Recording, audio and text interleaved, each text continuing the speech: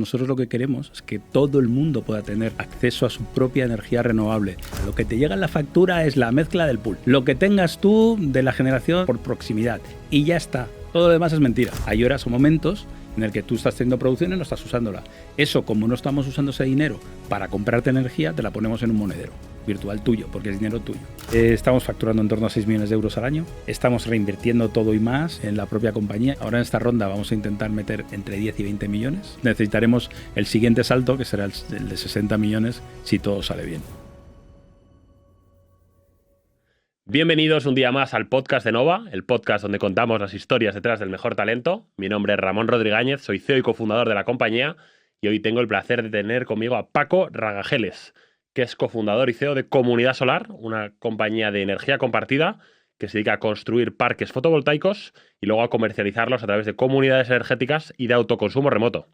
Así que para todos aquellos que os interese el mundo de la energía, el mundo de la transición energética, que queráis saber cómo construir compañías, pues que mejoran, ¿no?, el consumo energético y nuestro impacto medioambiental, tenemos por delante un podcast súper interesante. Así que, Paco, muchas gracias por estar aquí y bienvenido. Gracias a ti, Ramón, por invitar. Leche, pareces un disc-jockey de los 40 principales. ¡Qué energía! Vaya. ¿No? Esto del muy podcasting bien. Necesita una cierta potencia. Energía. Yo aquí estoy aprendiendo, porque ya son muchos capítulos. Creo que voy a un poco a mejor, pero bueno, me estoy haciendo periodista, ¿no?, a tiempo parcial. La realidad es que lo disfruto un montón, es de las partes de mi trabajo que más me gusta. Pero no hemos venido a hablar de mí hoy, hemos venido a hablar de ti, así que si quieres, antes de hablar de Comunidad Solar y lo que estáis construyendo, que es una compañía apasionante, yo os conozco solo desde hace unos meses que empezamos a trabajar, pero el modelo de negocio mola mucho. Danos un poco de contexto, ¿no?, de tu historia, de dónde vienes, antes de hablar de Comunidad Solar. Bueno, yo soy disc-jockey de entrada, por eso me hacía gracia. Empecé a trabajar en los 40 principales con prácticamente 18 años. La radio me sacó de los estudios y me sacó de todo porque me iba tan bien que tiró de mí. Estuve muchos años trabajando en los 40 principales, luego nos fuimos a montar Cadena 100 y estando en Cadena 100 inventé una cosa que se hizo muy famosa en España que se llamaba Campus Party, un evento de tecnología que se fue a muchas partes del mundo y estuve ahí muchos años. Un hackathon, ¿era Es esto? como una concentración de ordenadores brutales en las que 10.000 personas nos juntábamos un fin de semana o una semana entera en un recinto ferial y ahí hacíamos charlas, competiciones, de todo. Se sigue haciendo en muchos países del mundo. De hecho, hoy está aconteciendo la Campus Party en Goiás, en Brasil. Dentro de un ratito está la charla de Vint Cerf, uno de los padres de Internet, con lo cual eso sigue. Estuve muchos años ahí y luego tenía desde hace unos cuantos años, estaba muy preocupado del tema del calentamiento global, por el impacto que ha tenido Al Gore en la sociedad, sus charlas, pues eso nos tenía a la familia un poquito impactada. Entonces decidimos hacer algo y empezamos a trabajar en el proyecto de Comunidad Solar, que nos ha llevado hasta donde estamos ahora, intentando llevar la energía verde a todas las personas. De hecho, nosotros lo que queremos es que todo el mundo pueda tener acceso a su propia energía renovable. No porque le pongan la factura que pagas un poquito más porque tu comercializadora te diga esto es verde. No es verde. Tú estás recibiendo el mismo electrón que tiene el vecino de al lado. Es que realmente tengas el activo de generación renovable aunque no tengas un tejado donde poner un panel. Y eso es lo que tratamos de hacer en Comunidad Solar. Que esto es brutal, porque yo que soy ingeniero industrial y me interesa mucho el mundo de la energía, yo esta mentira de la energía verde que te verde todas las comercializadoras, a mí como que me llevan los demonios. Es decir, joder, si es que es la misma esta energía, tú no sabes si este electrón efectivamente viene de la planta nuclear, claro, de la fotovoltaica o viene de Nosotros no hemos querido hacer eso, teniendo pura energía verde, porque producimos nuestra energía en la factura, nos negamos a poner una mentira. Lo que te llega en la factura es la mezcla del pool.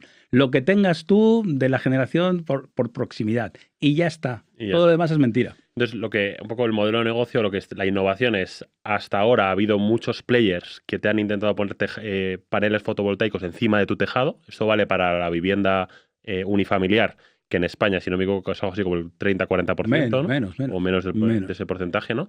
Y para esa inmensa mayoría, ¿no?, que vivimos en pisos, pues no había forma, ¿no?, porque tú pones a la comunidad de vecinos. Poneros de acuerdo en algo. De ponerse de acuerdo en algo y menos en una inversión en el tejado, que encima probablemente no quepan suficientes placas muchas veces para... Seguro que no. Seguro no habría espacio suficiente. No habría espacio suficiente, ¿no? Entonces, ¿cómo funciona y cómo se consigue esto, ¿no? O sea, ¿cómo haces para que esa persona que nos ve, que vive en Madrid o en Barcelona y querría tener sus paneles solares y no puede, ¿cómo lo hace con comunidad solar? ¿Cómo funciona? La idea subyacente es, nosotros queremos traer al sector de la energía, imagínate, te voy a poner una parábola, que en el sector de la vivienda todo el mundo tuviera que estar de alquiler y no pudieras comprarte la casa. Pues eso es el sector de la energía hoy. Salvo el que tiene una casa propia, que puede ponerse paneles, independizarse un poquito de la red eléctrica, el resto de los ciudadanos están abocados a pagar una factura todos los meses. Nosotros queríamos resolver ese problema. ¿Cómo lo hemos hecho? Pues primero hicimos un experimento hace unos cuantos años, sofisticado, que fue decir, bueno, compramos una comercializadora eléctrica que sea nuestra. Compramos una planta fotovoltaica grande, además nos compramos también una central hidroeléctrica pequeñita en el río Pisuerga y dijimos, el que quiera puede comprarse sus paneles solares en la planta de Murcia y el equivalente a tener mini turbinas en el río Pisuerga. Claro, la turbina es una, en la planta gigante tiene muchos paneles, pero ahí hay una turbina. Pues la troceamos en pequeñito, desde el punto de vista de comprensión del producto, y toda la energía que estén generando esos activos y que se está vendiendo al mercado, nosotros usamos el dinero de la venta de esa energía para comprar esa energía en el mercado, en el pool, en tiempo real, en ese momento, y suministrarla con nuestra comercializadora en tu casa a 0 euros. Porque tú tienes un activo que está produciendo el dinero que cuesta esa energía. O sea, de tal forma que mi factura acaba siendo la diferencia, ¿no? Lo que no generen mis paneles o mis turbinas, pues es lo que dejo, lo que pago, y aparte tengo mi... Y tienes que pagar los transportes. Y la potencia, porque de eso no te libras. No es perfecto, lo ideal sería poder conseguir que no tuvieras que pagar también transporte, pero eso, usamos la red, hay que pagar el transporte. Por eso es mucho mejor cuando podemos poner en marcha una comunidad energética de proximidad, que la ley permite hasta 2 kilómetros hacer algo parecido, con tejados que tengas a menos de 2 kilómetros de tu casa. Entonces no tienes que pagar el transporte tampoco. Y ahí ya el ahorro es mucho más grande. Vale, entonces digamos que la compañía tiene como 2 líneas de negocio, ¿no? Entonces lo que tú llamas autoconsumo remoto, que es, hay un parque fotovoltaico en alguna zona de España, ¿no? Por ahora es España. Usamos Murcia. Ahora lo hemos todo en Murcia, vamos a empezar en Ciudad Real también, pero... Vamos a decir Murcia, tenemos un parque fotovoltaico en Murcia. Entonces yo, que vivo en Madrid, pues compro unos paneles solares, entiendo, en función de mi demanda energética. El proceso es muy fácil. Te vas a la web, pones los datos de tu factura en un sistema automático, analizamos tu consumo del último año y te proponemos, mira, tú necesitas tantos paneles. Que esos paneles están dimensionados para estar ligeramente por debajo, entiendo, o más o menos para intentar netear a cero mi factura. Nosotros lo que hacemos es para que generemos tanta energía como consumes, ya está. Vale, para intentar que sea cero lo que es la parte de consumo de energía o cercano a cero. En las horas de producción. Luego estamos incorporando ya baterías para mover 1/3 de la producción a las horas más caras, que son la hora de cenar. Pero las 24 horas del día ya se nos llenó la hidroeléctrica. Tenemos que ver si conseguimos comprar otra y no podemos dar las 24 horas. Por la noche, el resto de la energía que falta hay que seguir comprándola al mercado. Vale, o sea, para cubrir mis necesidades energéticas durante el día, mientras hay producción solar, mientras no hay y el pico de las horas caras de la noche. Vale. Eso a través de las baterías. Con las baterías. Vale, entonces tú me dimensionas eso, entonces yo soy dueño, ¿no? Iba a decir proud owner, ¿no? Dueño orgulloso de unos por supuesto. De un parque, de una parte de un parque en Murcia. Exacto. Y lo que ocurre es que mi comercializadora cambia a ser comunidad solar. Exacto. Y comunidad solar, bueno, es que hay que explicar, tenemos quizás explicar el mundo de las comercializadoras. Lo que hace es que una comercializadora energética es la última milla, ¿no? Del negocio eléctrico, que lo que hace es compra energía en el pool y la vende al cliente final. Básicamente. Más o menos es lo que hace. Entonces vosotros lo que hacéis es que por un lado la vendéis de Murcia al pool y en Madrid la compráis en mi nombre para suministrarla a mi casa. Exacto. Y todo lo que ocurre es que mi factura de la luz pasa a pagar solo los transportes, la potencia, y vamos a asumir poca energía, ¿no? En una factura de la luz normal, el concepto para la gente es bueno, puedes tener la potencia por un lado, pero luego la energía es uno. Para nosotros la energía puede ser 3 cosas distintas. Puede ser tu propia energía, que es a 0 euros, la energía que estás consumiendo de mercado porque no la estés produciendo, que es al precio de mercado, y la energía que estás produciendo y que no estás usando, porque puede suceder. Hay horas o momentos en el que tú estás teniendo producción y no estás usándola. Eso, como no estamos usando ese dinero para comprarte energía, te la ponemos en un monedero virtual tuyo, porque es dinero tuyo. Entonces, nosotros subdesglosamos la energía en esos 3 conceptos. Y luego ponemos los peajes, el transporte, el IVA, todo a coste puro, sin márgenes. Y de media, ¿no? Un hogar típico en una ciudad típica, un hogar típico de no sé cuántas, 2 o 3 personas, ¿no? ¿Cuánto suele ser su factura antes de que llegue Comunidad Solar y cuánto es después? ¿Y cuánto invirtió en los paneles, ¿no? Eso también es un aprendizaje de estos años. No hay un hogar típico. Vale. Porque un hogar de 4 personas puede consumir muchísima electricidad o ninguna. Porque pueden tener calefacción eléctrica o gas. Tener coche eléctrico o no. Por lo tanto, depende mucho de tu perfil de consumo de electricidad. Una familia que no tenga un consumo muy grande de electricidad, pues con 3 o 4 paneles, no sé, 3.000, 4.000 euros, hace la inversión y ahorra ya un montón. ¿Qué son 3 o 4 paneles? ¿Cuánto es la superficie de un panel medio? 2 metros cuadrados. 2 metros. 2 metros cuadrados aproximadamente. Son una placa como esta mesa, ¿no? 2 por 1. 2 por 1, más o menos 600, 700 vatios caben ahí hoy en Y día. ahí cada uno vale que 1.000 euros. Con la batería sí. Sí, la batería vale un poco menos, pero y es para los 40 años de vida útil del parque. O sea, que es para un periodo de tiempo muy largo. Haces la inversión y te olvidas. Haces la inversión hoy y te olvidas y luego hay unos ahorros, ¿no? ¿Y cómo son esos ahorros luego en la factura? Depende también de tu tarifa actual, porque tienes que hacer el retorno de la inversión en función de cuál es tu punto de partida y el precio en el que esté la energía en ese momento. Entonces, calcula que hay entre 7 y 8 años, 9, 6 en los mejores casos, 10 en los peores De payback. de payback. Y luego ya todos son ganancias, pero mi factura baja que un 50%, un 40%. Depende de la cantidad que te compres, pero puedes bajar desde lo mismo, un 30 a un 60. Un 30 vale. En remoto. En remoto. Ahora hablamos de comunidades energéticas que son más eficientes porque no está el transporte. Entonces, un poco ¿no? la propuesta para ese consumidor particular de autoconsumo remoto es, oye, a cambio de hoy hacer esta inversión de 3 a 8.000 euros, ¿no? Digo, más o menos un orden de magnitud, pues te vas a ahorrar más o menos la mitad de la factura durante los próximos 40 años, por lo menos. Ahorras y además estás seguro, porque en un momento de pico de aumento de precio de la energía, tú estás protegido. Estás fijando, ¿no? Claro, tu precio de energía. Si hay una guerra de Ucrania el día de mañana. Es muy cara, tú feliz, porque el valor de tu producción es mayor. Exacto. Con lo cual eso es fantástico. Aparte de que también entiendo que hay una cierta convicción, ¿no? A gente que realmente quiera tener, ¿no? Un impacto positivo o menos impacto negativo, entiendo, ¿no? En impacto medioambiental. Yo pues pensé hay una tesis ahí también, ¿no? que iba a ser un porcentaje muy alto de gente la que el tema medioambiental le afectara. Es un porcentaje pequeño, yo creo. O sea, Hay que ser realistas. La gente busca lo hace ahorro, seguridad. Ahorro y seguridad, ¿eh? Fíjate, ahorro, seguridad yo no lo habría pensado. y la parte verde después. Vale, de hecho, ahora estamos poniendo muchas baterías por el concepto de la seguridad. Después del gran apagón, pues la gente se ha asustado. Entonces, como se puede poner una batería, aunque no tengas paneles solares, tú te puedes poner una batería en tu casa y estar con un backup de que si se va la luz, sigues teniendo. Ah, porque la batería la tienes en casa, ¿eh? No la tienes. No, en remoto están en los parques. Están en los parques, vale. Pero además te podemos poner una batería en tu casa, además. Vale. Si se va la luz, tú sigues teniendo luz. Sí, pero bueno, entonces la seguridad es más en el fijar el precio. Yo no lo había pensado, pero claro, porque ¿no? Quizás no he vivido tanto en mi casa, ¿no? Ese pico que hubo, ¿no? El 22, creo que fue con el inicio de la guerra. Con la guerra fue, muchas empresas cerraron porque no se lo podían permitir usar electricidad y muchas familias sufrieron. Sí. Entonces, ahora estamos en un periodo, digamos, de energía barata, ¿vale? Tu rentabilidad a lo mejor es por 2 solo. Cada mes ves la rentabilidad, pues un por 2. Me estoy ahorrando la mitad de lo que me costaría. Pero el momento en que haya un pico, te estás ahorrando muchísimo. Sí. Sí, bueno, y si lo miras a muy largo plazo, ¿no? Pues si el payback son 8 y dura, porque el panel dura 40 por lo menos. Por lo menos. ¿No? Bueno, los activos que estamos ahora a la venta duran 40 porque tenemos el alquiler del terreno para 40 años. Vale. Está todo dimensionado para 40 años. Pero podría haber un proyecto que fuese más largo porque el activo nos diera una concesión para 100 años. Pues sería un proyecto a 100 años que lo irían heredando descendientes. Porque claro, ¿qué está planteado ahora a nivel legal a los 40 años? ¿Qué pasa con ese...? Depende del proyecto, cuando falte poco, la idea es que los que estén, que serán nuestros descendientes, hablen en la comunidad de cada activo y decidan si negocian ampliar el alquiler, renovar los equipos y volverlos a poner en marcha. Es muy difícil proyectar hoy a 40 años en el tema de la energía. Claro, pero tiene que estar simplemente, sí, o sea, tiene que pagarse fenomenal que a 40 años y no contar con nada dentro de 40 años y si tienes algo, pues mira que bien. Como amortizas a 40 y a 40 llegas a 0 y ahí se decide si hay un valor residual que aprovechar. Nova es la red social profesional que conecta al mejor talento. La clave que diferencia a Nova de LinkedIn y de otras redes que puedas conocer es la calidad de nuestros miembros que tienen que superar un proceso de selección para entrar. La propuesta de valor de Nova se basa en la creencia de que tu red de contactos y tus conexiones determinan tu potencial profesional.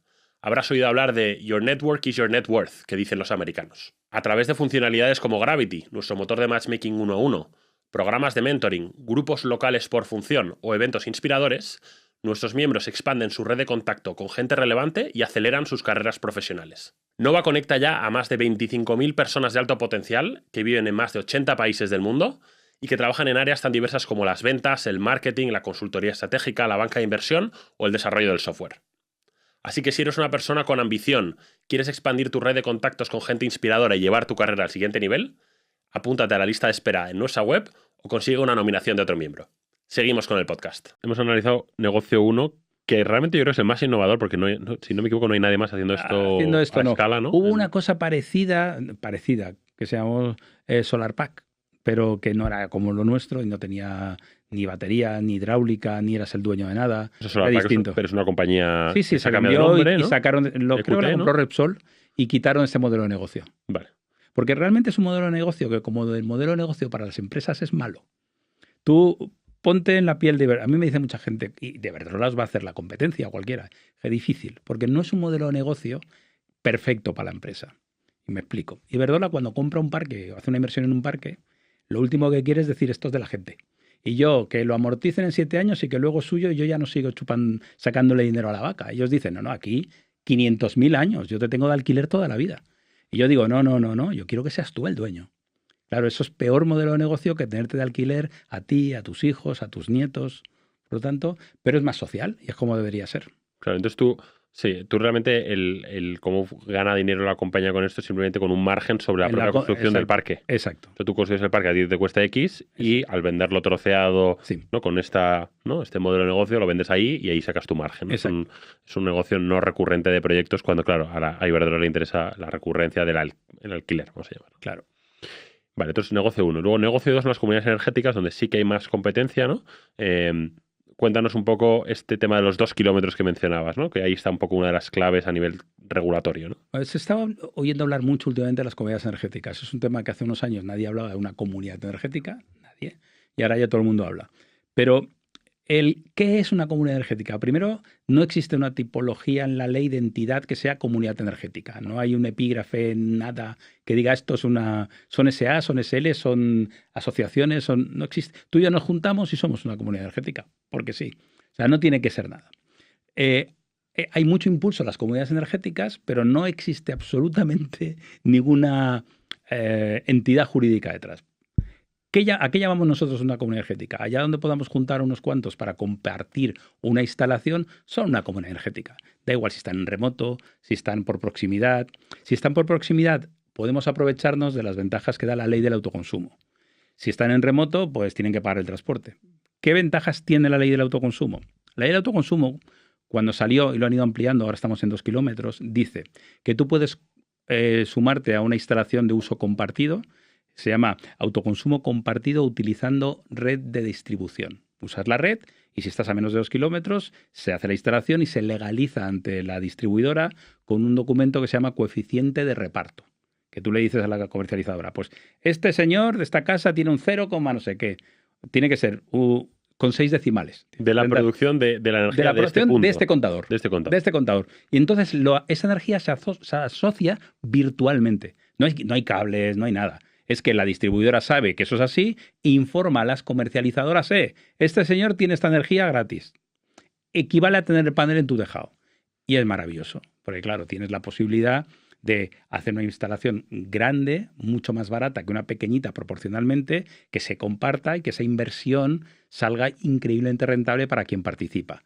Por lo tanto, desde un punto de vista producto, es maravilloso. ¿Y esa instalación se suele hacer, por ejemplo, en un terreno cercano a ese pueblo, ¿no? Es menos de 2 kilómetros, o son tejados de los Ahí empezamos con las cosas divertidas de la ley. Vale. Tienen que ser principalmente en tejados. Si te vas a suelo, tiene que ser suelo industrial y entonces es menos distancia. Ahora mismo son 500 metros. Lo quieren pasar también a 2 kilómetros, a 5, pero ahora no. Entonces tú dices, ok, lo más sensato sería, pensando en escala, y aquí es donde empieza nuestra guerra. ¿Cómo debería ser esto? Nosotros ¿puedo dar caña? ¿Sí? La que tú quieras, vamos. Nosotros tenemos un sistema Yo doy mucha caña. energético en España del siglo pasado, no del anterior casi, pensado para un momento en el que no se podía contemplar la energía distribuida, la generación distribuida. Pocos centros de producción muy grandes, muy gordos, transportar mucha energía. Eso es España hoy. Y queremos seguir invirtiendo en mucho transporte. Seguramente porque en el sector del transporte no puede participar nadie. Es el único en el que no podemos participar los demás mortales, solo los que están. Pero también por razones lógicas, ¿eh? Hay una cierta economía de escala ahí, ¿no? No lo sé, Es un pero, negocio de infraestructuras pero lo que deberíamos es hacer... monopolista por naturaleza, ¿no? Es monopolio natural por naturaleza, ¿no? Puede ser que tuviera sentido cuando no había tecnologías que permitieran hacer generación local. Hmm, Y tenías que montar una planta enorme y no ibas a Hmm. montar una nuclear en cada pueblo Sí, o una de ciclo combinado en cada pueblo. sí. Hoy en día lo que tendría sentido y lo que se está haciendo en todo el mundo es montar producción cerca del consumo. Pequeñas plantas cerca de cada pueblo con sus baterías para securizar la energía que se produzca allí y que haya que transportar la mínima También, cantidad posible. Porque se pierde en el Claro. transporte, bien. Y si se cae la red, no se cae la red. El pueblo se desconecta y un centro de seccionamiento se cambia y el pueblo sigue en aislado y sigue funcionando. ¿Que vuelve la red? Ok, vuelvo a estar en la red. Es un sistema moderno, lo llaman la Internet de la energía. Hay muchos nombres que definen ese modelo. Pero para ir a ese modelo tienes que buscar que la ley favorezca que eso suceda. Hmm, Hoy eso no existe. hmm. No hay nada que favorezca que alguien diga voy a hacer inversión en energía de proximidad. Claro, porque lo que tendría sentido si yo pudiera elegir es un terreno rural, que es más barato, ¿no? Y que no fuera a 500 metros, fuera, ¿no? O sea, a una distancia que fuera suficiente como para pensar que se puede encontrar, ¿no? En Madrid, imagínate, ¿no? ¿Qué vas a encontrar a 2 kilómetros del centro? Pues solo hay edificios. Pero imagínate un pueblo fantástico en el que está todo el mundo cabreado porque les han montado una planta fotovoltaica enorme para mayor gloria de alguien, que ha hecho una inversión enorme y tiene ahí una planta de venta de energía al mercado, que la ha montado en suelo rural, porque la ley permite usar el suelo rural para hacer eso. Ahora tú eres un señor que dice, no, yo quiero montar una comunidad energética y que la energía sea de proximidad para el pueblo. La ley dice, no, industrial. Hmm. ¿Pero por qué? Y la realidad es que si tú te vas a la física de debajo, el gasto de los electrones que se pierden en el transporte a 5 kilómetros da igual. Quiere decir que la realidad es que el gasto en media tensión no es nada. En media tensión no es nada, es muy poco. Entonces tú podrías llevar esa energía en media tensión desde 5, 10 kilómetros fácilmente, ¿no? A 10 kilómetros de los pueblos. Hay terrenos rurales baratos. Yo pienso en Los Molinos, es donde hay países de Europa que están a 20 kilómetros. O 20 kilómetros. Digo, ese orden de media magnitud... alta tensión no es nada. Claro, ya el problema del transporte es cuando estamos hablando de mandar energía a... De un país a otro. A 100 kilómetros. De una punta a otra del país. kilómetros, exacto, ¿no? O sea que yo, como lo veo, el problema de la ley es aquí. Yo no veo tanto problema que Red Eléctrica sea un monopolio. Bueno, me da igual. Si la ley favoreciera lo que tú dices, ¿no? Que se pudiera generar energía. Cuando se creó el mecanismo, seguramente no se podía hacer de otra manera. En aquel momento. Hoy no tiene ningún sentido. Ninguno. Hay que cambiarlo. Tenemos un sistema arcaico, hay que cambiarlo. Y hay que favorecer que la gente quiera invertir en local, en generación local, bajar el peso que tiene el transporte. Totalmente y de acuerdo. no estamos haciendo eso. Estamos diciendo, no, más transporte para estar más seguros. Sí. ¿What? Claro. No es así. Algo pasa ahí. Claro, pero que claramente es un tema de regulación de esto en concreto, ¿no? En lugar de ser 2 kilómetros, de hecho, había una ley, si no me equivoco, en el verano para llevarlo a 5 y no salió. Lo aprobó el Consejo de Ministros y el Congreso lo tumbó. Están intentando volver a ponerlo y ojalá y lo no consigamos. lo tumbó por los 5 kilómetros, era por otros paquetes. Iba que dentro de ley, 1000 ¿no? cosas Claro. y no sabemos exactamente por qué se tumbó. Sí. Pero en su sano juicio, entiendo que no hay partidos que estén en contra de esos 5 kilómetros, ¿no? ¿O sí? yo creo que no. Pero hablas con ellos, con todos los partidos, y todos te dicen, estamos a favor de las comunidades energéticas. Y entonces yo digo, dime una sola medida que tengas que favorezca que la gente quiera hacer inversión en energía de proximidad. Bueno, sácame esta ley de este paquete y haz una cosa que sea obvia. Claro. ¿No? Para todos los españoles. No existe, porque es muy bonito decirlo, pero en cuanto hagas eso, estás afectando a transporte de energía. Y ahí estás tocando en... Estás tocando... Eso es casi un problema de juego de poder, ¿no? O sea, yo probablemente entiendo, o sea, o para mí tiene un cierto sentido que ese transporte pueda ser un monopolio natural. El problema es que ese monopolio natural quiere mantener su poder. O sea, el problema creo que no es que exista el monopolio natural, que yo creo que existe porque es así como funciona un negocio de infraestructuras. El problema es el poder político, que es una empresa pública y que lo que quiere es agarrarse a lo que tiene, ¿no? Y de hecho, probablemente es una empresa que gane dinero, ¿no? Y que financie la propia administración, que tiene pocos incentivos en hacerse más pequeña. Sí. Y yo creo que ellos saben que se tiene que cambiar, que no queda otra, pero están resistiéndose al cambio. Y a mí lo que me está dando rabia, fíjate, el otro día hice un post hablando de esto.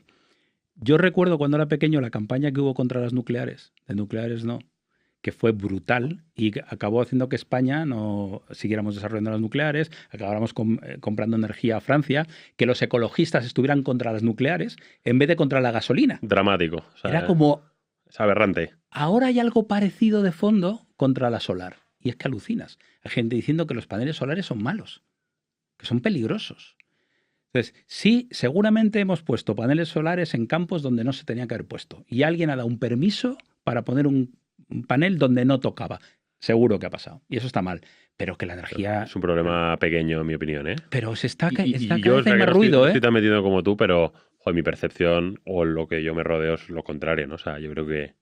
Pues fíjate que cada vez eso está subiendo más. Están empezando a haber problemas por muchas partes del ser ruido que se está utilizando políticamente. Y lo más divertido es que un partido en una parte de España lo utiliza en un sentido y en la otra, en el contrario, ¿no? con 2 cojones. Yeah, Y dices, Y yendo un poco otra vez de vuelta al negocio, ¿no? Entonces, lo que hoy hay en esos 500... Entonces, esto venía del problema de los tejados, ¿no? Entonces, ¿qué pasa? Que como solo se puede... es muy difícil, hay muy poco. Claro, a 2 kilómetros es que no hay nada, ¿no? Claro. Que sea industrial. Fíjate ¿no? la parábola entre el remoto y la comunidad energética. El remoto, pues, si llena una planta, compras o construyes una más grande y pones otros miles de personas.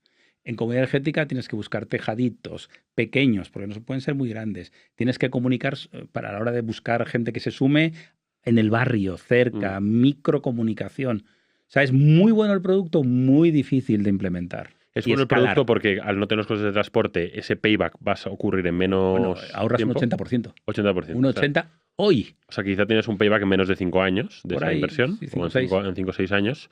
Lo que pasa es que la distribución es muy difícil, ¿no? Es muy difícil de escalar, es mucho trabajo. Y esas economías, o sea, yo creo que una parte de la gracia de vuestro modelo, ahora iremos al modelo de los instaladores de vivienda unifamiliar. Claro, ese negocio es muy duro porque tú levantas obras, ¿no? Que duran un día, ¿no? Entonces tú de repente tienes que ir un permiso de obra, un montón de regulación, ¿no? Y hacer una obra en un tejado para un día, ¿no? Y eso escala mal a nivel operacional versus, entiendo, una planta a escala industrial. O sea, yo entiendo que construir 1 megavatio de potencia en energía solar es en coste vamos a decir, por kilovatio, ¿no? Mucho más eficiente 4 o 5 veces. Claro, que hacer 1000 de 1 kilovatio, bueno, 1000 de 1 kilovatio quizá no, pero bueno, ¿no? Se entiende un poco el símil, ¿no? Es un negocio terrible de la instalación fotovoltaica y es normal que haya tanta gente pasándolo mal. Da unos márgenes muy, muy pequeñitos, asumes muchos riesgos porque te subes en los tejados, puedes hacer agujeros, la gente necesita ser atendida, tienes que tener un soporte muy grande. Tienes que coordinarte con el dueño de la casa para que vayas ahí a molestarle. Cada uno es un mundo, entonces es una cosa... Hubo un momento de mucho boom, aquí además se ha vivido en el sector momentos muy difíciles, porque con el boom de la guerra subieron los precios muchísimo. Y esto se puso a explotar, ¿no? Los Samaras, bueno, es que voy a decir compañías, hay miles de estos. El tema es que vendían paneles solares los bancos todos, los supermercados, todo el mundo vendía paneles solares. Todo el mundo. Entonces la competencia no era otro instalador, era el BBVA, la Caixa, la leche. Cuando cae el boom y ya no hay mucha gente buscando clientes y muy pocos clientes, claro, porque cayeron los de nuevo, precios. Recordemos que has dicho tú 30% o menos de gente que vive en una vivienda unifamiliar. Había muy poco. Entonces, por tanto, los pocos que querían ponerse el panel solar ya se lo han puesto, ¿no? Además, con las subvenciones los que querían la pillaron y fue rápido. Ahora ya los costes de adquisición de usuarios son altos, la operativa es mucho menos eficiente, entonces es un mal negocio. Es un negocio donde lo mires. durísimo. Entonces, por eso muchos instaladores esa parte la han sufrido mucho. Claro, entonces volviendo a la regulación, es urgente que esto cambie, ¿no? Porque tú, cuando tienes que hacer esa comunidad energética en el tejado a tejado, hombre, no es lo mismo que el casa a casa, ¿no? Pero se acerca más al casa a casa que las eficiencias que tienes cuando haces mega parques, ¿no? Ejemplos. Nosotros tenemos algunos proyectos en fase ready to build que tienes todos los papeles para construirlos cerca de pueblos en varias provincias de España, que nos gustaría cambiar, que el ayuntamiento nos cambiase el suelo de rústico a industrial, porque así podríamos montar la comunidad energética del pueblo y que fuese no para vender energía al mercado, sino para que fuese la energía un 80% más barata para el pueblo. Pero necesitamos que nos puedan cambiar la tipología del suelo. ¿Y esa recalificación cómo ocurre? Pues se ha intentado meter ¿Y aumenta el precio, por cierto, para ti? Claro, tú has comprado un terreno industrial. Seguramente eso todo el mundo querría ganar más. Todo el mundo, el ayuntamiento sacar más de cuota, todo el mundo. Pero fíjate la paradoja. Eso sería lo lógico, que ese suelo fuese para la energía del pueblo, no para mandarla de Burgos a Palencia. Y perder un 20%, un 30% en red eléctrica. No tanto, porque va en media alta, en baja sí, es menos. Pero no lo permite la ley. Entonces lo que necesitamos es que la ley contemple ese tipo de cosas, ¿no? Que tengan sentido. Leche, si me dejas usar terreno rústico para montar una planta de venta de energía al mercado, ¿por qué no puedo usar eso mismo para que... Absurdo. absurdo. Y tiene que ser industrial. Si tampoco tengo que recalificar, a lo mejor que cambien lo otro. Que nos dejen hacer autoconsumo remoto en suelo rústico o autoconsumo de proximidad. Y de hecho sería lo más eficiente porque entonces no te metes en el lío de la recalificación, ¿no? Que Eso es un problema político. Eso sería lo ideal, pero ya te digo yo que eso no va a pasar. ¿No? Te digo yo que eso no va a pasar. ¿No va a pasar? ¿Y por qué? Porque hay miles y miles y miles de proyectos en fase ready to build para vender energía al mercado que si se pudieran transformar en energía de proximidad le metían una hostia a la energía, al transporte de la energía importante. Entonces, no. Yeah. No. Uy. Hay un malo, ¿no? De la peli que... Eso, ojalá sería maravilloso.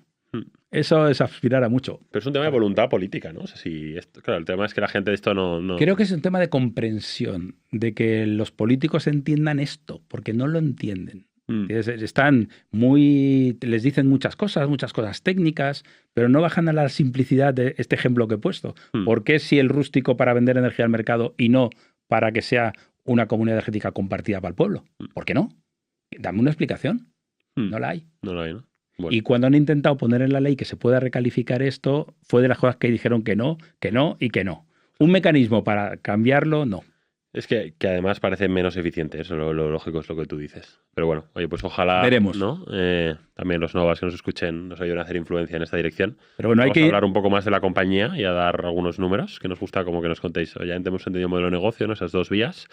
Cuéntanos un poco cómo es hablar, cómo de grande soy, cuántos clientes tenéis, cuánto facturáis. Bueno, somos como 3.200 comuneros en total ahora. Comuneros es cualquier persona que haya comprado unos paneles. Nosotros no lo llamamos clientes, pero vamos, serían como 3.000 que nos han comprado algún tipo de producto. Una instalación fotovoltaica, que hay 1.000 y pico, o gente que esté en comunidad energética de proximidad o que esté en remoto. Somos 3.000, vamos a llegar a los 300 ya, por ahí estamos.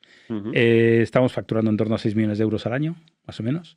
Estamos reinvirtiendo todo y más en la propia compañía y ahora estamos en una fase... A ver, esto ha sido un proyecto de intentar aprender. Hemos hecho mucho trabajo de entender bien el negocio hasta el final, cada parte del negocio de todos los negocios.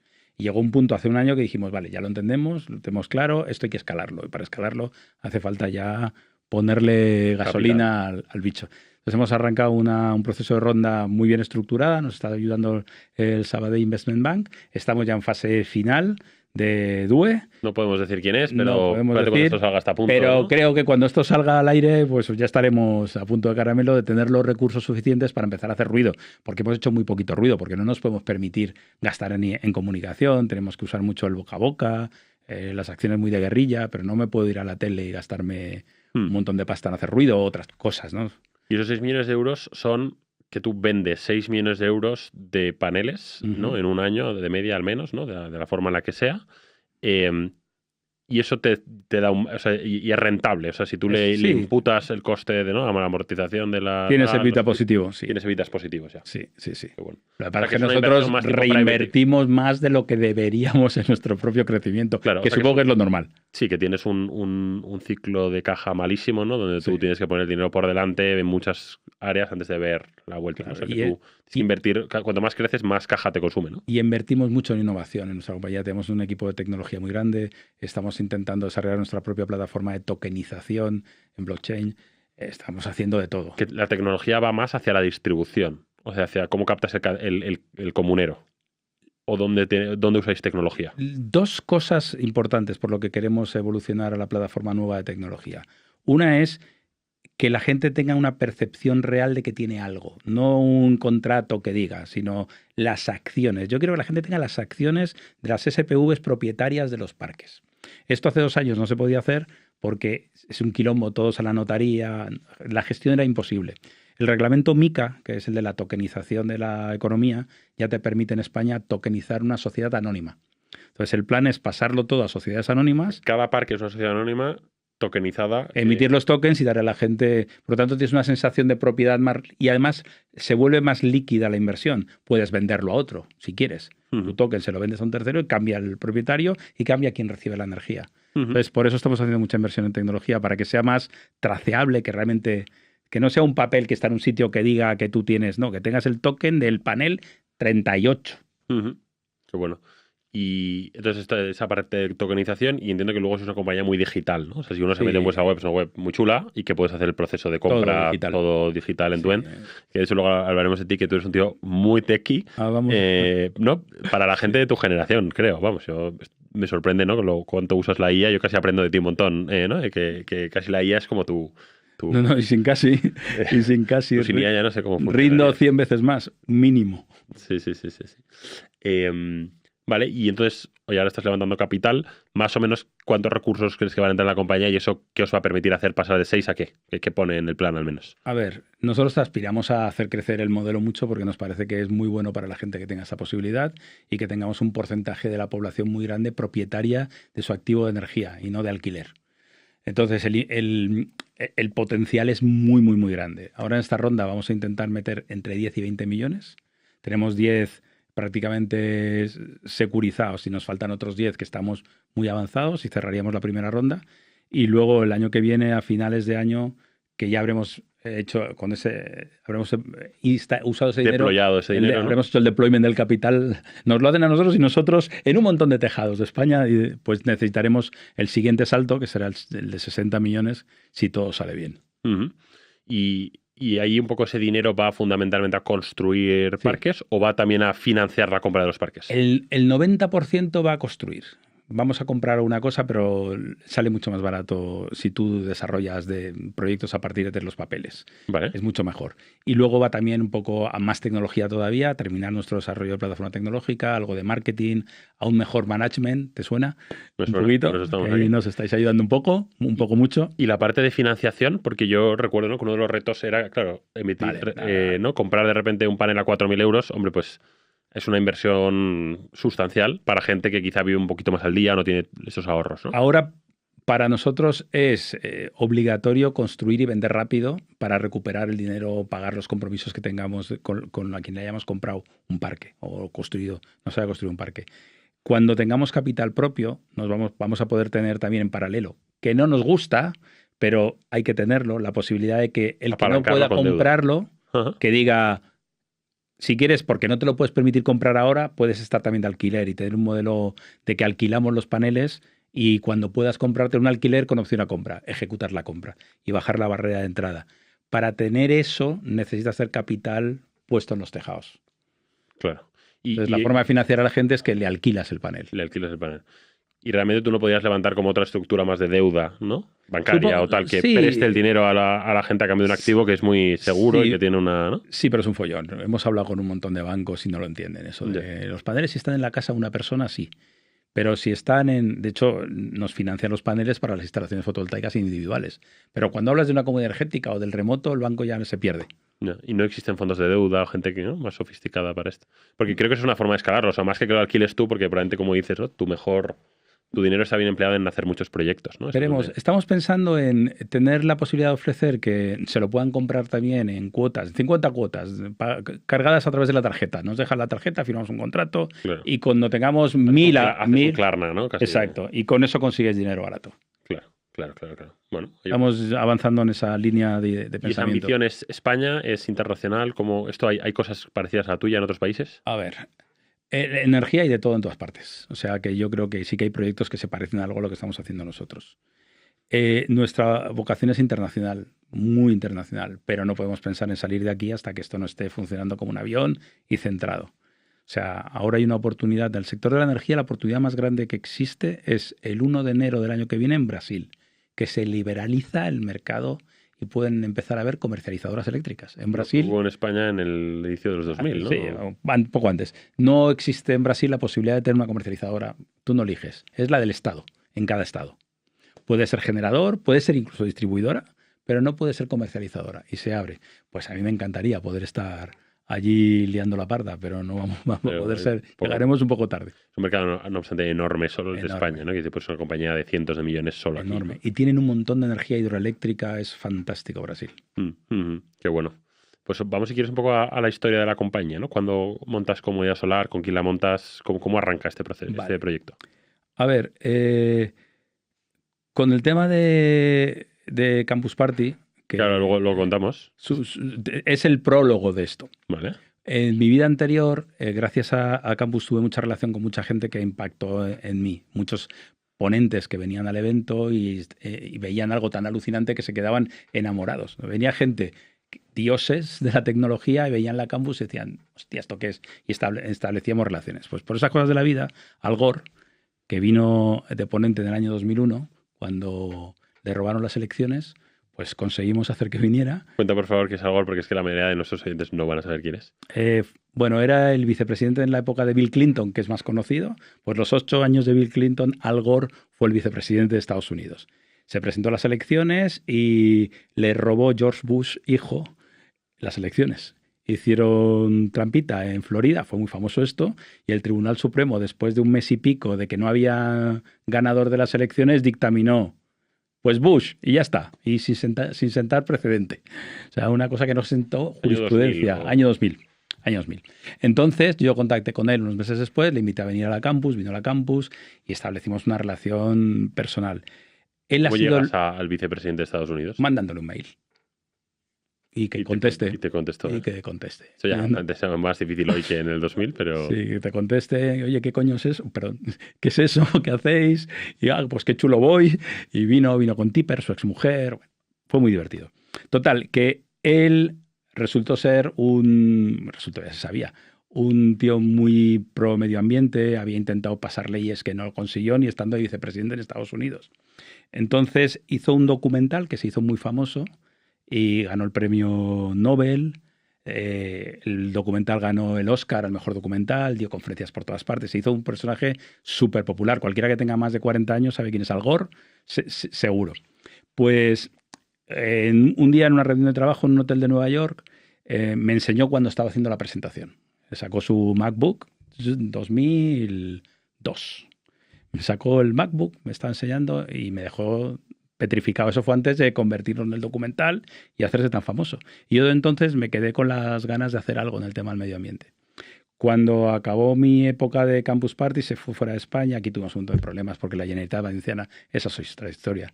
¿Cómo contamos un poquito. Highlights? Total, lo que pasó fue que empecé a tener tiempo libre y yo dije, pues voy a ponerme los paneles en casa. Y empecé a buscar información, hablando por internet con otros frikis del tema. Encontré información y dije, esto me lo monto yo. Compré unos paneles, un inversor, me lo instalé y tenía mi planta fotovoltaica en casa instalada hace 8 años por mí mismo.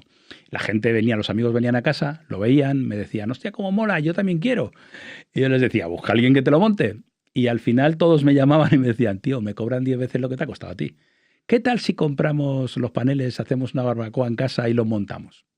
Vale, pues empezamos a hacer barbacoas en el barrio. Y a los 3 o 4 instalaciones les dije a los compañeros y los amigos, tíos, que no, vamos a poner un poco de dinero, montamos un mecanismo que nos sirva para instalar a los amigos. Y empezamos a pensar en esto como algo más que, bueno, en ese momento era para instalar a los amigos, porque no había la ley del autoconsumo, no se podía hacer absolutamente nada. Entonces montamos comunidad solar y al poco tiempo sale la ley del autoconsumo y me empiezan a llamar todos. Oye, ¿qué año es? ¿2000? 80 y el 18. 18. Me empiezan a llamar todos, que hay esto, que ahora lo van a apoyar, se acaba el impuesto al sol y todas estas cosas locas que frenaban el despliegue y decidimos acelerar. Entonces empezamos a pensar cómo hacerlo. Y lo primero que quisimos hacer fue una comunidad energética cuando la ley no estaba ni desarrollada. Fuimos a hablar con el Ayuntamiento de Las Rozas porque un amigo tenía una parcela medio del barrio y queríamos montar ahí la comunidad energética. Y la arquitecta municipal nos dijo que no nos daban permiso para poner los paneles en la parcela. Entonces nosotros le preguntamos, ¿por qué no? Me dijo, porque no hay una casa. O sea, si construimos una casa en la parcela vacía y ponemos los paneles encima, nos das el permiso. Pero si los pongo en el suelo, no me das el permiso. Guay. Entonces no pudimos y lo que hicimos fue, hasta que la ley lo permitió, pues seguir haciendo instalaciones individuales, luego empezamos las compartidas, luego el remoto y ahora ya estamos montando muchas comunidades energéticas de proximidad. ¿Y tú, digamos, te empezaste a dedicar full time a esto solo? ¿O fuiste el primer, o había alguno de esos amigos que ha sido socio trabajando ejecutivamente? Al principio estaba yo solo, luego empezó, de los fundadores que trabajan en la compañía en el día a día, solo hay otro, y otro part-time. Pero de los 10 que somos, cada uno está en su mundo haciendo sus cosas. Y todo este crecimiento de una compañía muy intensiva en capital y en caja, ¿has levantado financiación? ¿Tienes inversores? ¿Tienes más socios que han ido entrando? A ver, hemos puesto entre todos los amigos como 1.600.000 euros en total. Abrimos a que quien quisiera sumarse pudiera y pusimos 200.000 euros de crowdfunding de los primeros comuneros y de momento estamos ahí. O sea, es gente muy cercana a ti, ¿no? Sí, muy cercana al proyecto. Hasta ahora, que es cuando estáis ya levantando capital con inversor, vamos a decir, estilo private equity, ¿no? Sí, es un inversor institucional internacional. Que puede poner ya, ¿no? Dinero de verdad, ¿no? Bueno, entre 10 y 20 millones. De 10 y 20 millones. Qué bueno. Oye, pues vamos a hablar un poco, ¿no? Creo que hemos conocido muy bien el proyecto Comunidad Solar. Oye, cualquiera que quiera... Que tenga dudas, comunidadsolar.es y se pone los paneles en remoto. O comunidad.solar, que también funciona. Sin .com ni sin .nada. Pues cualquiera que quiera tener los paneles en casa y que viva en un piso en Madrid o en donde sea. Pues, que se haga el quoting online y ya está. Esa es la forma. Vamos a hablar un poco de ti, ¿no? Entonces decías que tú eras DJ, ¿no? Sí, señor. ¿Cuándo te hiciste DJ con adolescente? Ah, sí, claro. Yo recuerdo que lo primero que hice con 12 años o así fue con un kit de electrónica hacerme una emisora de radio para hacer radio para las chicas del barrio. O sea, tú eras bastante techie, ¿no? Si eras capaz de entender el hardware y la tecnología pronto, porque estás hablando de qué años, los 80. Sí, principios de los 80. Principios de los 80 tú fuiste capaz de montarte, ¿no? Una emisora de radio conectando cables y... Sí, hacía... Con 12 años esto es bastante único. O sea, ¿tus padres son tecnólogos? No, ¿Qué se dedican tus padres? Para nada, para nada. Mi padre competía en carreras de motos. O sea, fíjate, nada que ver. Y de hecho, mi hermano, que tiene 4 años más que yo, es cero tecnológico. En casa eran cero tecnológico. Solo yo era el bicho raro, pero el bicho rarísimo. Conectabas la tele y hacías... Y desmontaba todo y nadie lo entiende, ni yo lo entiendo. El por qué desde pequeño era yo tan bicho raro. Es incomprensible. Y eso es radio para las chicas del barrio que les hablabas. Claro, pues ponía música y les hablaba. Entonces, compatibilizando los estudios, estando en el instituto, me presenté al concurso de jockeys de los 40 principales, lo gané, me dieron trabajo. Un jockey de los 40 principales lo que hace es pinchar, o sea, ¿creabas música o pinchabas de terceros? Pinchabas, ponías discos. Ponías discos de otros y tú tenías buen oído para... Piensa que eso era antes, ¿no? De todo... Cada emisora de radio tenía 6, 7, 8, 9 DJs trabajando en la emisora. Claro. Todo eso se acabó y ahora ya es todo automático y no hay casi... Es un tema de curación de canciones de otros, ¿no? Ni siquiera curabas las canciones porque en las radiofórmulas te venía dada la lista, ¿no? Vale. Los 40 hacíamos una reunión todos los martes que dirigía Rafael Rever. Saludos, Rafa. Rafa es el fundador de los 40 principales y su director durante 25 años. Montó Cadena 100, Radio Le, M80. Es como el mundo de la radiofórmula, Dios. Era como mi padre. Profesional y sigue siendo. Y entonces un disc que eso que hacía era el que hablaba, el que le tenía daba... la lista de los discos, ibas poniendo y presentabas las canciones. Tú eras bueno hablando, o sea, tú eres bueno en esto, ¿no? La comunicación. En la comunicación, ¿no? Como que... La comunicación y la tecnología. Sí. Lo hacías ameno, ¿no? Digo, ¿no? Porque bueno, era muy fácil. Tenías unos segundos hasta que empezaban a cantar y hablabas encima soltando la tontería que se te ocurriera en ese momento. Y en eso eras bueno. Y sí. ¿Y bueno, en eso arrancaste con qué edad? Yo empecé haciendo eso para el barrio, pero en los 40, los 18, algo así. 18. O sea, tú, que eras un tecnólogo, decidiste, yo no voy a estudiar ingeniería, ¿no? Que imagino que dejé de ir a todo. ¿No te interesaba? Claro, porque estaba ya con un sueldo, ganando dinero, haciendo un montón de cosas, pinchando las discotecas por la noche. Entonces, haciendo un poquito de todo. Entonces, imagínatelo. Total. El ser DJ en los 80 era otra cosa. Era otra cosa. Eras el rey del mambo, ¿no? Pero totalmente. Era el más imbécil del barrio, seguramente, porque eso te llevaba a un nivel mental que te ibas de la olla mucho. Pero es normal, era otra época. ¿Y eso hasta cuándo duró? ¿Cuándo empieza Campus Party? A ver, en el 92 nos vamos de la SER a la COPE, por la historia aquella que... No vamos a entrar en ello. Y estando en Cadena 100, en el 97 inventé la Campus Party. Entonces, estuve 2 años más compatibilizando las dos cosas y en el 2000 ya me dejé la radio y me fui, digo, totalmente, que jamás pensé que nada me retiraría de la radio. Y mi otra pasión, la tecnología, me retiró. Pues oye, cuéntanos un poco qué era Campus Party, ¿no? Y qué consistía, ¿a dónde fue Algor, ¿no? A dar una charla. Tú imagínate, en el año 97... estando de coordinador de Cadena 100 en COPE Málaga, yo llamé por teléfono a gente, se nos ocurrió hacer la Campus Party, un grupo de amigos, un encuentro de frikis con ordenadores, porque éramos muy pocos y nos gustaba, y dijimos, vamos a reunirnos. Que era un evento, o sea, hacer un evento de gente con tecnología. Imagínate las concentraciones de Harleys, donde van con sus motos. Pues esto, tú con tu ordenador, Con la diferencia que no puedes llevarte el ordenador, lo tienes que cargar tú. Pues era eso, no habían portátiles, eran mamotretos todos los que teníamos. Pues la idea era juntarnos 3 o 4 días y hacer talleres, charlas, competiciones de programación, de diseño, de todo. Y había que organizarlo bastante porque, claro, para llevar los CPUs y tal, tenía que haber un montón de puntos de energía. No te imaginas, aquello era la locura. Pero mi primera llamada para intentar conseguir ayuda fue al director de marketing de una gran compañía de ordenadores. No voy a decir el nombre, era conocida como el Gigante Azul. Que alguien sabrá quién es, y empecé a contarle, y me cogió el teléfono porque le llamaba uno de la radio. Empecé a explicarle lo que quería hacer y el tío se iba riendo. Y los vais a conectar todos a Internet, el 97, sí. Y todo el mundo va a llevar su ordenador. Y iba riéndose y me colgó. Un gran visionario. Me colgó. Así eran los inicios en el 97. Es que no, lo de ahora, cuando funcionan las redes como funcionan y tenemos tanta tecnología, todo el mundo la da por supuesta. En el 97 para conectarte a Internet tenías que tener un módem, todavía no estaba en Infobía, que fue un avance muy grande que aportó a la sociedad telefónica, hizo un trabajo muy bueno con Infobía, fue lo que aceleró Internet en España. Entonces, pues ahí estuve unos cuantos años liando la parda. Y Campus Parties, cuéntanos un poco cómo era el modelo de negocio, ¿no? Porque tú transformaste una fricada que para ti era casi pasártelo bien con tus colegas. Seguramente, en un negocio, ¿no? seguramente era yo lo digo muchas veces, que debe ser el proyecto del mundo con mayor gap entre la marca y el modelo de negocio. Es un desastre. Porque el modelo de negocio era conseguir tener patrocinadores para cada edición y conseguir que los gobiernos nos sponsorizaran, nos nos aportaran el dinero para alquilar el recinto ferial. Fíjate, imagina, nosotros llegó un momento en que llegamos la Feria de Valencia entera. En una situación así, normalmente... La Feria de Valencia entera, ¿eh? Eso es un edificio enorme. 4 enormes, llenos de gente, ordenadores, de tiendas de campaña, todo el mundo durmiendo allí. Google nos sponsorizó las tiendas de campaña, había 10.000 tiendas de campaña de Google.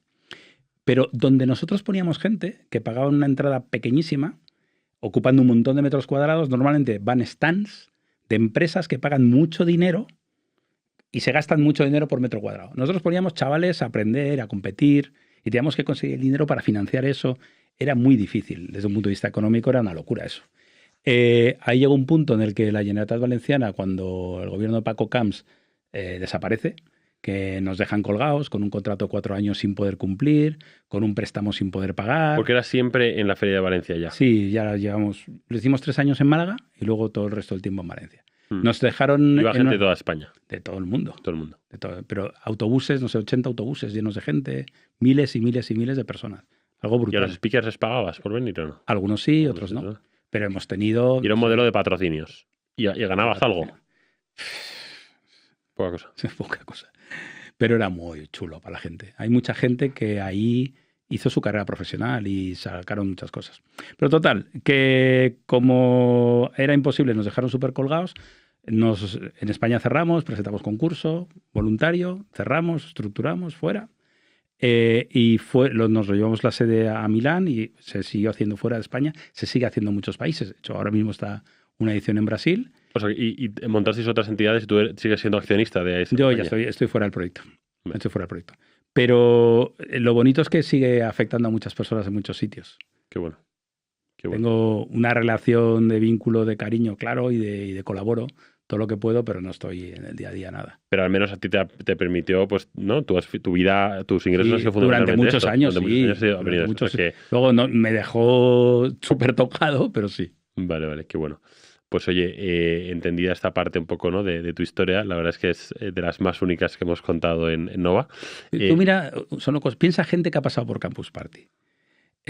Yo siempre he sido un loco por la astronomía y mis ídolos desde pequeñito eran Neil Armstrong, por supuesto. ¿A quién me llevé en cuanto pude? A Neil Armstrong. Luego hemos tenido de los pilotos de Apolo, de los que aterrizaron en la Luna, pues 6 o 7 hemos tenido, que hayan pasado por ahí. Los padres de Internet, gente que para mí eran como los que pudieron hacer que esto sea lo que soy. Vint Cerf, el protocolo TCP/IP, Vint Cerf. Tim Berners-Lee, el fundador, el que creó la web. Pues son gente que les preguntas por mí, saben quién soy, saben quién es Campus Party y están enamorados del concepto y han ido a muchas ediciones. Entonces me permitió hacer cosas que son como un sueño. También sufrí mucho, pero hicimos cosas increíbles. Pues tienes una red de contactos muy interesante con gente muy única, ¿no? Y gracias a esto, ¿no? Sí, eso es así. Qué bueno. Vamos a hablar un poco más de ti a nivel personal. Toda esta parte de aprender, ¿no? De tecnología, de estar siempre a la última, ¿no? Desde que tenías 12 años que montabas radio hasta que ahora, ¿no? Eres yo digo, de los interlocutores con los que yo tengo del lado de los clientes, de las personas más sofisticadas a nivel de IA y tal. ¿Tú cómo haces para aprender y qué es lo que te empuja a estar siempre como a la última? ¿Cómo? Mira, como seguramente mi parte autodidacta, como la radio, la discoteca, no me dejó seguir con los estudios, yo dije, tengo que aprender. Y seguía aprendiendo. Yo todos los días, yo no veo series, yo me paso la vida, el rato que tengo por la noche, en vez de estar viendo una serie o una peli, me veo algo en YouTube que me interesa. Veo un podcast que me interesa y investigo las cosas y cacharreo mucho. Mucho antes de que OpenAI empezara a triunfar, nosotros estábamos entrenando nuestro modelo de Machine Learning. Uno de los socios de Comunidad Solar es socio de Wikimail, que es una de las empresas de Machine Learning que empezaron pioneras. Entonces, siempre he estado cacharreando desde el principio con cualquier tecnología que nos pudiera ayudar a evolucionar. Entonces, yo empecé a entrenar mi modelo el día 1 y mi modelo sabe más de la compañía que yo mismo. De hecho, hace cosas alucinantes. Yo no puedo trabajar sin eso. Cualquier cosa, tengo un hilo en el que cada tema en el que trato está en un hilo. Mi Gmail está en otro hilo. Cualquier cosa que yo necesito. Me ha entrado un email y no recuerdo porque es un tema que llevo arrastrando 3 años. Y le digo, se llama Black Betty, mía. Entonces le digo, mírame esto y dame el contexto. ¿Y por qué le has puesto el nombre? Por la canción. Black Betty, vale. Ramalam. Oh, Black Betty. Pero tú lo que le has dado un increíble contexto, ¿no? Tiene todo el contexto histórico mío y todo el contexto actualizado. Como no puede trabajar con un solo hilo, con todo, porque se colapsa, lo tienes que estructurar. Entonces, si trabajas por hilos suficientemente bien ordenado, el contexto es fantástico. Danos un poco estructura, porque pues tienes un hilo de ventas, un hilo de marketing, un hilo de proyectos, para cada tema, un hilo de Gmail, para el histórico. Pues cualquier cosa histórica voy ahí y lo trabajo. De tal manera que me ayuda a tenerlo, a sacarle el mayor partido. Porque si quieres trabajarlo todo en un solo hilo, se te va a colapsar porque ya no tiene contexto y lo pierde. Y no lo necesita. Tú eres en la zona de los proyectos. Sí, yo lo tengo estructurado en proyectos, hilos dentro de los proyectos. Para tener el conocimiento. Que los hilos son las conversaciones. Entonces. Sí, y yo lo llevo por temas. Qué bueno. Entonces eso me ayuda mucho, pero mucho. Y la clave, ¿no? Que decías que es que tú eres bueno aprendiendo, ¿no? Yo creo que el aprender probablemente es la skill del siglo XXI, ¿no? En un mundo que cambia tan rápido.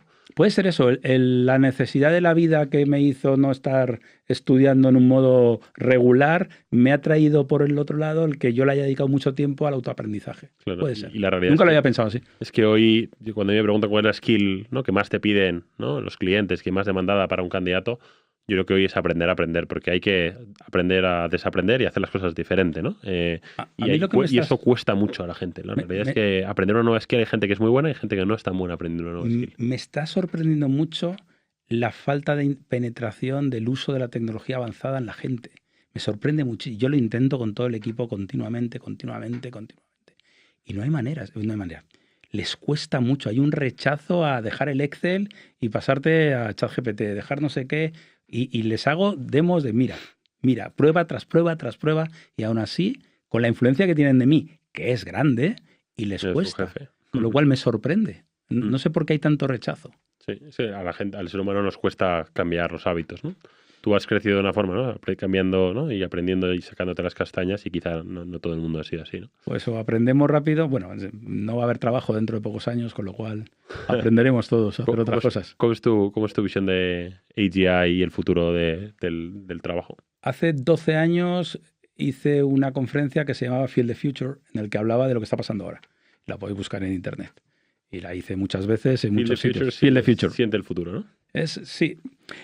Yo decía hace 12 años que cuando, sin siquiera llegar a una IA hiperinteligente solo el crecimiento exponencial que íbamos teniendo de la capacidad de proceso de las máquinas nos iba a permitir tener algoritmos que trabajasen lo suficientemente bien como para ser más listos que nosotros, en cualquier cosa.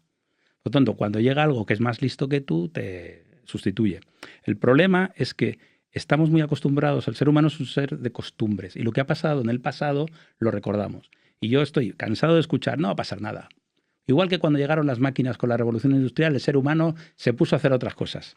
Ya, pero esas máquinas no eran más listas que nosotros. Ahora llega algo que va a ser más creativo, más inteligente, más rápido, más que nosotros. Y cuando eso lo podamos juntar con la parte mecánica, que es la que va peor, ¿no? Los robots. Ves los que hay, es cuando se solucione... Está mejorando mucho, ¿eh? Está mejorando. A toda velocidad. Está mejorando, pero cuando tengan una mano que funcione tan bien como una mano humana, ya está, hemos perdido. Porque todo el mundo tendrá un robot de 20.000 pavos en casa que hará el trabajo de una persona. O dos, o tres. Entonces, juntar las dos cosas... Y la toma de decisiones, ¿no? Porque yo creo que tú todavía, claro, la IA es más lista quizá que tú ya hoy, ¿no? O parecido, ¿no? Seguramente. Pero tú la guías, ¿no? Le dices, mira, quiero ir por aquí, ¿no? ¿Cómo ves esa...? ¿No? Porque al final, ¿no? Construimos tecnología en general a nuestro servicio, ¿no? Entiendo yo que en esa parte es donde jugará el ser humano un papel, en decirle a la tecnología qué es lo que quiero hoy, qué es lo que me apetece, o qué es lo que... ¿no? El ser humano lo que tiene es que cambiar nuestro modelo de vida, ¿no? Nuestro way of life ahora, que es crezco, voy al colegio, tengo que sacar las mejores notas posibles y estar estresado para conseguir el mejor trabajo, para ganar la más pasta posible, para conseguir tener una familia que alimentar, tener niños que vayan al colegio. Todo ese ciclo, eso se va a romper, porque no va a existir más. Tenemos que cambiar. Los niños irán al colegio a aprender a qué quieren hacer con sus vidas para ser felices y no pensando en un trabajo que no va a existir. Porque no va a existir. Tenemos que... La abundancia, ¿no? Y aquí un poco el kit de la cuestión, cómo se reparte la abundancia, ¿no? Porque nuestros sistemas no están preparados, ¿no? Para, decir, ahora mismo el que controle el capital, que controla las máquinas, controlará el mundo, ¿no? Un poco la tesis, ¿no? Que propones, ¿no? Bueno, lo que yo digo es que eso va a pasar. Hay dos formas, caos absoluto o cambiar el modelo, que haya un salario universal y que la gente pueda vivir y que el que quiera... Y mucha gente dice, pero entonces vamos a tener una población de gente tipo el comunismo que crea gente triste, apocada, tal. No, porque el que quiera cocinar, cocinará, pero no por un sueldo, porque le gusta. Y el que quiera pintar, pintará. Y dedicaremos el tiempo al arte, a la investigación, porque nos guste. Pero es que eso va a pasar, no hay vuelta atrás. Y la gente que se dedique y que quiere dedicarse a crear nueva, ¿no? A seguir avanzando esa tecnología y tal, ¿eso tendrá un sentido en tu opinión? ¿O la propia tecnología se avanzará a sí misma? Trabajarás con la tecnología colaborando con ella. De hecho, yo no creo que vaya a haber una IA que acabe con el planeta. Ya, hace 12 años a lo mejor pensaba en ideas tipo humanos versus IA. No existe. Ahora que entiendo cómo entrenan a la IA... Eso es lo que te digo, que la IA está a tu servicio. Por lo tanto, el que quiera utilizarla para crear cosas... La IA está con la mentalidad del que la ha entrenado. Y si entrenas a una IA fascista, tienes a un fascista. Si entrenas a una IA cálida, amable, buena, tienes a una IA buena. Vamos a tener humanos con sus IAs que son como ellos contra otros humanos con sus IAs que son como ellos. No IAs contra humanos. Sí. Yo creo que van a llevarse las IAs amables con los humanos amables y viceversa. Interesante. Si tú oyes conferencias de todos los padres de la inteligencia artificial y te explican cómo empezaron a entrenar a la IA en los 80 y cómo han avanzado, esto te lo decían en los 80 ya. Lo que pasa es que les faltaba capacidad de proceso. No había suficiente capacidad de proceso. Ya la forma de entrenarla existía. Sí, sí. O sea, realmente la IA es hacer la regresión lineal que veías en el colegio más compleja, ¿no? O sea, es inferir, ¿no? Pues ahora predecimos la siguiente palabra, antes predecíamos cuál era la línea que mejor juntaba los puntos, ¿no? Realmente El tema es que antes le decíamos al código por línea, si pasa esto, haces esto, si pasa esto, se lo definíamos. No, pero sí, me refería al propio Machine Learning que ha evolucionado desde, oye, yo infiere a partir de estos puntos cuál es la mejor tendencia y ahora puedes inferir cuál es la siguiente palabra para construir un argumento lógico. Porque lo has entendido por defecto. Sí. Y es visual, le enseñamos imágenes y le enseñamos a que entienda lo que está viendo. No se lo explicamos. Aprende a entenderlo. Mientras todavía hay trabajo, ¿no? Que parece que todavía hay unos años donde va a haber Yo tengo la sensación de que está esto ralentizado desde hace años ya. Sí. Que va mucho más lento de lo que podría porque se sabe que si esto llega de golpe hay un quilombo de la leche. Tiene que ser gradual la llegada. Bueno, y que toda la parte mecánica, ¿no? Es donde nos hemos encontrado llevando pelis de naves espaciales por la calle desde hace muchos años, pero la realidad es que la física es muy compleja y eso parece que le queda un poco de tiempo. Tú cuando no buscas talento, ¿cómo es tu definición de talento y qué tipo de gente buscas? Wow, pregunta complicada. He gastado, fíjate, eso quizás debe ser la parte de mi historia que peor he hecho. No le he dedicado yo mucho tiempo al proceso de selección. He sido demasiado, en mi pasado, digamos, por intuición o por contactos, alguien me habla de alguien, una persona aparece y no le dedico demasiado tiempo a la parte de los recursos humanos. Eso es lo que más abandonado he tenido siempre y he necesitado siempre más ayuda y no la he tenido. Con la edad, dicen que se vuelve uno más sabio y creo que ahora estoy empezando a estar mejor asesorado en ese tema para intentar acertar más. Esperemos. Y mejorar. Hay gente maravillosa en el equipo, pero siempre los equipos se pueden mejorar. Y estamos intentándolo mejorarlo. El proceso hasta ahora mío ha sido bastante que alguien me cuente, me digan y no he sido muy fino hasta ahora. Y digamos, cuando tú y la gente que acaba funcionándote, ¿hay algún rasgo que digas, mira, la gente que trabaja bien conmigo, ¿no? La gente yo creo que realmente llega más lejos y aporta más valor a las compañías, tiene estas cualidades? Yo creo que es muy importante la gente que no es un funcionario, usando el término de funcionario, de que trabajo tal hora, no me llego, hago y me voy. La gente que se involucra, que se apasiona, que le gusta lo que hace, a mí me gusta ese tipo de gente. No, pero a lo mejor es por afinidad personal y a lo mejor hay otro que no. Yo creo que eso es necesario. Alguien que no se involucra en algo que hay mucha pasión, siempre he trabajado en cosas con mucha pasión, mucha. Si hay alguien que se suma, que no tiene esa pasión, canta de una manera, canta la traviata. Se necesita la pasión, por lo menos en mi mundo. Si has llegado hasta aquí, significa que el contenido de Nova y nuestras entrevistas te están aportando valor. Analizando los datos de los primeros podcasts que hemos grabado, hemos visto que la mayoría de nuestros seguidores no estáis suscritos a nuestro canal. Así que te pediría que si no estás suscrito ya, le des a la campanilla, te suscribas al canal y le des un like al vídeo. Muchas gracias. Bueno, pues oye Paco, si te parece vamos a cerrar el podcast con unas preguntas rápidas y intentamos. Terminamos. Lo intentamos. Estas te pido que no las justifiques mucho.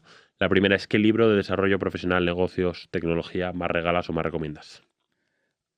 Una novela de hace muchos años de Irwin Shark que se llama La cima de la colina, que a mí, por lo menos, de teenager, fíjate, cualquiera ya no sé, libros de Asimov o las cosas que nos gustan a los frikis, pero ese a mí, que es un chaval que la cima de la colina.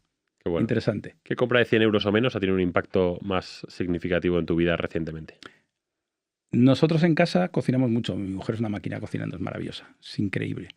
Y hace poco se pasa muchas horas pelando las fruta y hemos comprado por menos de 100 euros un cacharro que nos reduce a una décima parte el tiempo que tardamos en pelar la fruta. Es una maravilla. ¿No es como un pelapatatas? ¿O es un parecido a un pelapatatas y es una cosa absurdamente eficiente.